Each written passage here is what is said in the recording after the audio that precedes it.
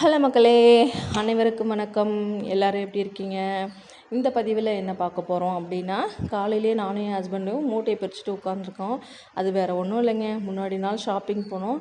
அந்த ஷாப்பிங் போனதை எல்லாமே அதது இடத்துல எடுத்து வைக்கணும். அது ஏன் குட்டி பையனை வச்சுக்கிட்டே எடுத்து வைக்கிறது ரொம்ப டஃப்பான டாஸ்க் இல்லையா? அதை தான் செஞ்சிட்ருக்கோம். இந்த ஷாப்பிங் போகும்போது என்னோடய மனநிலை எப்படி தெரியுமா இருக்கணும், போய் எல்லாத்தையும் வாங்கிட்டு வந்துடணும் அப்படின்னு இருக்கும்.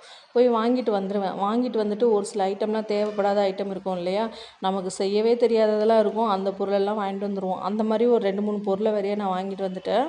அதை ஃப்ரிட்ஜிலலாம் எடுத்து வச்சுட்டு இருந்தேன். என் ஹஸ்பண்ட் என்னை பார்த்து கேட்டார், இதெல்லாம் உனக்கு செய்ய தெரியுமா அப்படின்னு. தெரியுமே அப்படின்னு சொல்லிட்டேன். அதுக்கப்புறம் தான் தெரியும் எனக்கு தெரியாதுன்னு. அப்புறம் இருக்கவே இருக்குது நம்ம யூடியூப், அதை பார்த்து ஏதாவது செஞ்சு கொடுத்துடலாம் அப்படிங்கிற ஒரு நம்பிக்கையில் இருக்கேன். இதே மாதிரி ஏதாவது தேவையில்லாத பொருள் ஏதாவது வாங்கிட்டு வந்திருக்கீங்களா நீங்கள் ஷாப்பிங் போனால்? வாங்கிட்டு வந்துட்டு ஹஸ்பண்ட்கிட்டேயோ இல்லை வீட்டில் அம்மா அப்பாக்கிட்டேயோ திட்டு வாங்கியிருக்கீங்களா அப்படின்னு மறக்காமல் கமெண்ட் பாக்ஸில் கமெண்ட் பண்ணுங்கள். ஏன்னா நான் அந்த வேலையை அடிக்கடி நிறையா செஞ்சுருவேன். அப்புறமா என் ஹஸ்பண்ட் கிட்டே திட்டு வாங்குவேன், எதுக்கு இதெல்லாம் தேவையில்லாததெல்லாம் வேலையெல்லாம் செஞ்சிட்ருக்க அப்படின்னு. உங்கள் வீட்டில் எப்படின்னு மறக்காமல் கமெண்ட் பாக்ஸில் கமெண்ட் பண்ணுங்கள். பாய்.